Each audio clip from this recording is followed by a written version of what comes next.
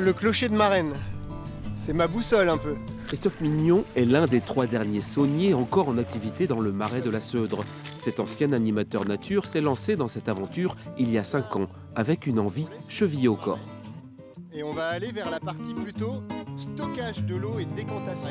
Je fais ce travail-là parce que je souhaitais énormément me retrouver, plus ou moins, peut-être parce que dans ma vie perso, je ne peux pas y être complètement, quoi. Des obligations font qu'on ne peut pas y être complètement, mais là, je trouve que mon travail me permet d'être en harmonie totale avec les éléments.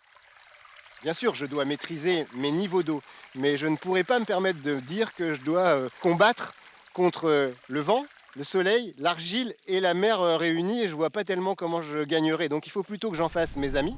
Car avant de pouvoir extraire le sel, l'eau de mer va parcourir 3 km, s'évaporant de bassin en bassin, pour qu'à l'arrivée, il ne reste quasiment que du sel, à raison de 300 grammes par litre d'eau. Je vous fais voir, en gros, mon boulot, à moi, cet été, ça va être d'actionner ces petits bouchons en bois.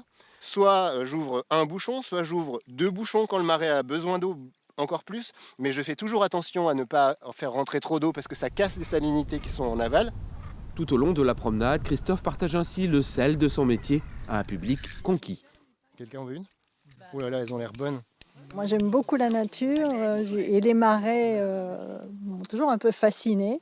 Donc, je suis très contente d'avoir fait cette découverte avec Christophe. Du sel, c'est tout petit, puis en fait, on ne se rend pas compte de tout le travail qu'il y a à faire.